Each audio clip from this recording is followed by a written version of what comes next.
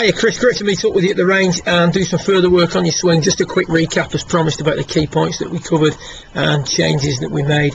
First of all, what we see here at the start of your session is too much of a side bend to the left at P1. We've got the upper centre, the red line, out in front of the lower centre, the yellow line. We've also got the handle of the club pushed too far forward. The handle of the club should be pointing more towards the hip socket, the left hip socket, rather than where we see it there.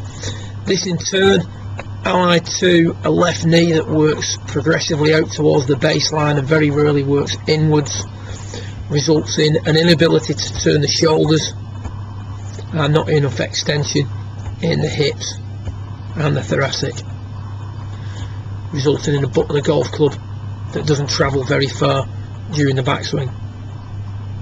So the first thing we did was to move the handle back a fraction, move the hips forward a fraction. You can see here there's been a slight change at P1 up on the top right, but not enough at this stage. From here the thought is to try and propel the butt of the club as far as possible, but unfortunately that knee location is limiting our ability to turn. So we do turn a little bit more than what we see on the top left.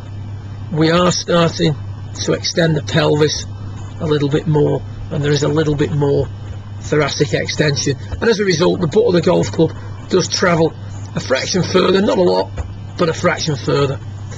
What we have here at the end of your session now, strangely the feelings that you've got here are that the weight is back and the handle is back, and you can see there that that clearly is not the case. We've got a little bit of weight forward. We've now got about 55% of the weight forward. We've done it by moving the hip centre forward, which has given us a little bit of side bend to the right, which during the time and space of the backswing we can turn into a side bend to the left. And from here your key thought is to free up that left knee. That left knee moving inwards at the appropriate point. You can see there from the setup to P3, very little inward movement, or if you will, very little movement of the left knee behind the ball. But now to allow you to continue to turn, continue to extend, and continue to propel the butt of the club as far as possible, that left knee just moves in a little bit.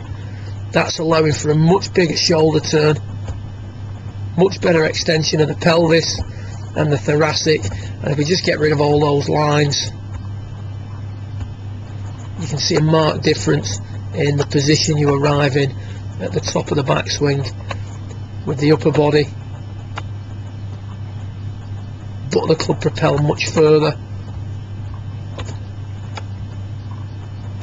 and overall a much more comfortable looking and powerful looking P4.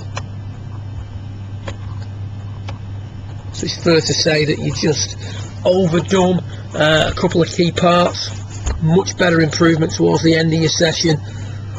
As far as coming into impact goes, nice movement of the left knee back, much more shaft lean than we ever used to have.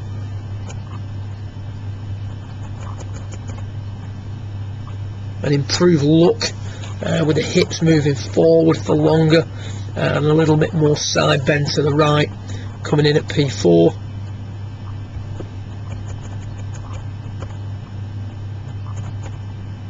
And a slightly reduced overtaking rate through the golf ball.